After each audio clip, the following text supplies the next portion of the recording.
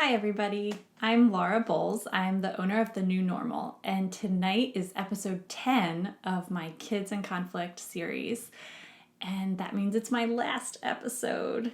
So I hope you enjoy it, and I hope you have learned as much from listening and watching these videos as I have from making them.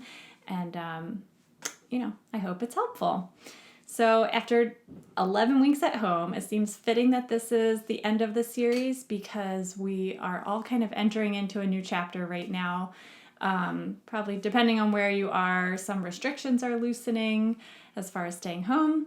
And the weather's getting warmer and our days are changing. The rhythm is changing. So we're all kind of about to embrace another new normal. From what we've been doing since this pandemic started here in the US. So to get started tonight, I want to do a quick review. So we've been focusing on siblings and conflict. And tonight we're going to talk about step 3. The last 2 episodes I did were step 1 and 2 of addressing sibling conflict or even peer conflict between 2 or more children. So the first step was to put on your neutral hat. So you might remember my neutral hat, and how at that point in a conflict, it's your job as the parent to compose yourself and to release yourself from the expectation of being judge and jury for a conflict that's between your children. Recognizing that it is their relationship and you're there to support them, but that the conflict really belongs to them. And that you're conveying that you trust them. You trust that they're going to be able to figure this out with your support, of course. And the younger the children are, the more support they're going to need. Step 2, we talked about last week in episode 9, is storytelling. So that is, using that neutral role to summarize what you observe in a neutral way, as well as encouraging the 2 parties in the conflict or more parties to be able to tell their side of the story. So to be able to tell what happened, and you're there to reflect back to them that you're hearing them, and to start to identify the issues and needs that are arising as you're hearing what happened in the conflict. So again, you're there just to facilitate that communication. You're teaching your children how to communicate with each other and how to talk to each other. You're not there to decide who's right and wrong and who is going to, decide what the solution is. It's really between the children. So tonight, for step 3, we finally get to problem solving. And I'm going to give you some specific ways to shift into the problem solving step of mediating conflict between 2 children. So for step 3, problem solving, you have a very important role to play. You are teaching your children a key skill that they will use for the rest of their lives when they're faced with challenges. And it is crucial that you recognize that you are not solving the problem for them. You're teaching them how to come up with a solution on their own. In the last 2 steps, we really focused on zeroing in on the issues and needs and what happened. So you're really kind of staying in that place for a while of, not jumping to solutions, but staying with the problem, staying with the people and what really happened to them and how they're feeling about it. Once you start to see those issues and needs come to the surface, that's when you're making the shift to problem solving. So this is something that takes a little bit of time to be able to feel that you're ready to go into the problem solving stage. But I really encourage you, don't skip the other steps. If you skip right to problem solving, you're missing a whole lot of what's underneath the problem and what's going on, and acknowledging that for the people who are involved, for the children that are involved. So when you do get to problem solving, though, sometimes it's a little bit difficult because you have to shift into that mode. And so to do that, you're going to change the language that you use. So in the last episode, I talked about questions that you can ask to show that you're curious, to ask clarifying questions, and to encourage your children to talk a little bit more about what's happening, to get under the surface of what's going on.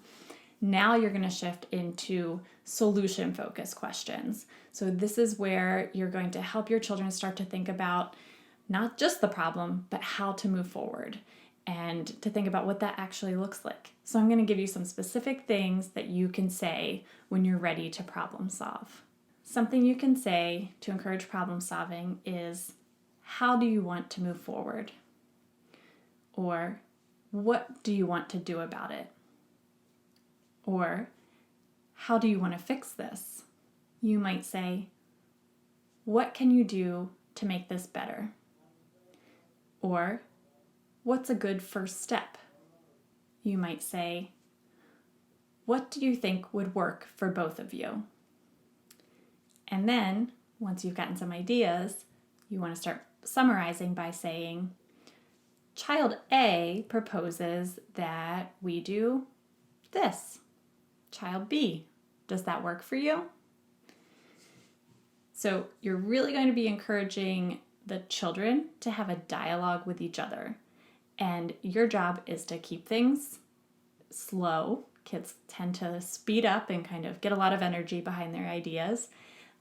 You want to make sure that the children involved in the conflict are heard, so that if, maybe one child is kind of that naturally louder, more dominant child in the situation, you want to make sure that they get their chance to talk, but that you also are asking for ideas from the other child in the conflict, that it's not just one-sided. So you're making space for that dialogue, and you're bringing both children into the conversation. Again, it's really important that you are not trying to fix the problem or even judging the solutions that are coming up. So, something might sound really ridiculous to you, but you never know how the kids are going to take it and what's really going to work for each child in the situation. So really keeping your neutral hat on, not leading in one direction or the other, and allowing that conversation to happen. If the kids are younger and maybe one child is more verbal and the other one isn't, you may have to take some guesses at what the children want. And that's okay. Just keep it simple. And you could ask in a really kind of tentative way so that they can correct you. So, you might say, oh, I haven't heard any ideas from you yet, John. Do you think that you want to turn with that when he's finished? And, that's an easy yes or no answer. So that kind of helps you to make some guesses at what the child might want and allows them to be brought into the conversation, even if they are not that verbal. So once it seems like a solution is out there that both children are generally agreeing on, your job then is to summarize the solution in language that both children can understand, and if possible, make eye contact with each child to ensure that they understand what they're agreeing to. So you're basically summarizing it a couple times so they can hear the language and understand what they're agreeing to, and showing you, at least with a nod or some kind of agreement, that they are on board with this plan. The other thing you want to do is do some reality checking. So, sometimes they really want to come to a solution, but they don't quite know what they're agreeing to. So you want to check in on that. So if they say, he's going to give the toy to me after 100 minutes, you might want to say, is 100 minutes a long time or a short time? How will you know when 100 minutes has passed? You could say, is 100 minutes more like the length of a movie or more like the length of a Daniel Tiger episode? So you're kind of getting a feel for, do they really know what 100 minutes is? And then once they've agreed on, if there's like a time that's part of the agreement, they may need help with setting a timer for you to give reminders if they need, some help just kind of structuring that agreement. So you're really there to support the agreement, to make sure they have the tools that they need to meet the agreement, and to facilitate them honoring the agreement. Again, it's their agreement, so, it may sound totally crazy to you, but if it's what they're coming to an agreement on and they seem to really, grasp what they're agreeing to, that's up to them. And, some agreements may be successful and some might fail, and that's okay too. It's good for them to understand that sometimes you think something's going to work and then in reality it doesn't always work. So that's an opportunity for learning too. And you can help them understand that, like, maybe that one didn't work because it was a little bit of a long time that you had to wait, something like that. So they kind of understand why they thought they had an agreement that would work and it didn't. Again, this is something that we're learning as adults all the time, right? We think we have solutions that seem perfect and everybody's on board, and then we try them, and in reality, they don't always work. So you just kind of come back to the drawing board and figure out how you're going to move forward from there. So to end, I want to tell you about how this looked in a situation in my life.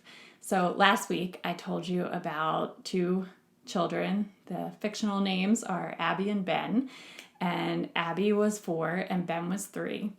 And you might remember that Abby had said to Ben, "My bike is bigger than yours," and Ben said, "No, my bike is big. I have a big boy bike. Mine's bigger than yours." And they were really in this conflict. And as an adult, I wasn't quite sure where it was going to go, but I really stuck to the process of mediating a conflict and just reflected back what they were saying, tried to identify some of the issues and needs. And I want to tell you how that ended because I really didn't know how it was going to end well. But basically, I asked these questions. I said, "So guys, how do you think we could move forward now? I know you really still want to play together. How are we going to play together so that everybody's happy?" And the kids kind of thought for a little while, and it was quiet, and I could tell that they were still kind of feeling upset and didn't know what to do. And Abby suddenly said, "Well, what if we keep playing together and we'll just pretend that your bike is bigger than mine?" And when I heard that, I thought, I don't think I would be happy with that solution because I really want my bike to be bigger than yours. I don't actually want to pretend, right? If I was in that situation, I don't know if pretending really would have worked for me. But I just repeated it back. I said, "So it sounds like Abby wants to pretend that your bike is bigger than hers. What do you think, Ben?" And Ben just burst into this big grin and said, "Okay, let's pretend." And they rode their bikes off together and the conflict was over. So, it can be as simple as that. Sometimes we get into our own adult thinking of like all the different ways that it could work or not work or who's offended, who's upset.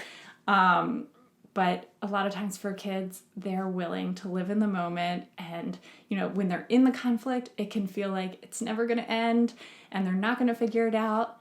And then sometimes they just are able to, take that cue from you that they can do it and they can move forward and go with it and kind of drop whatever happened.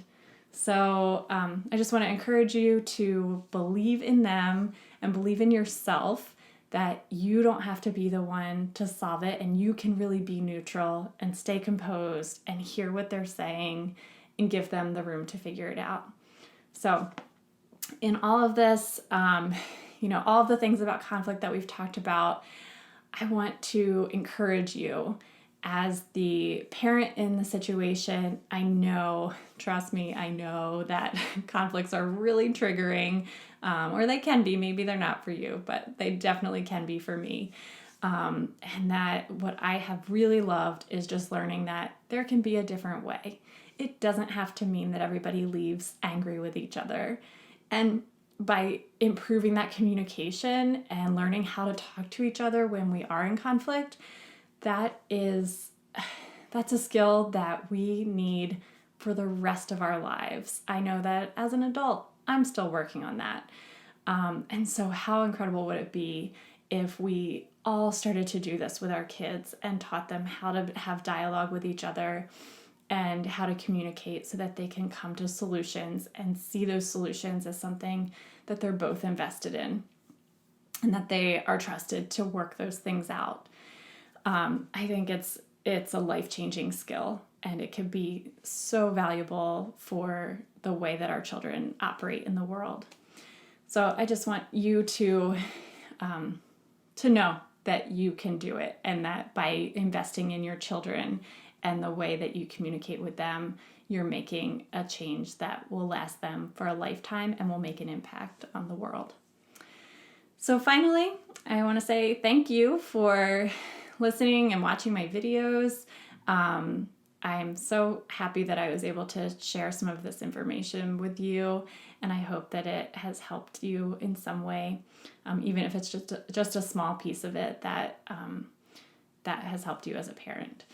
And, I know this pandemic, staying home, being with our kids and reorganizing our lives has been a real challenge, and I don't think it's over.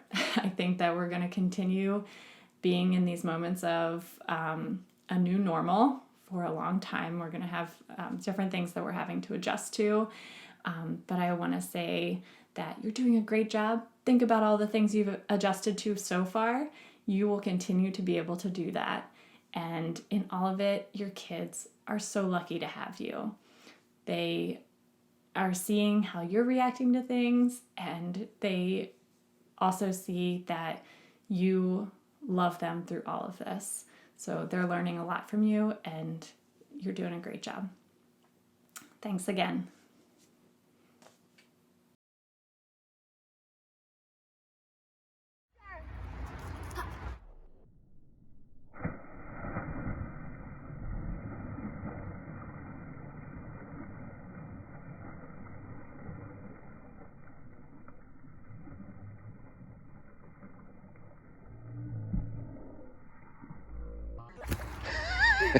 I'm okay.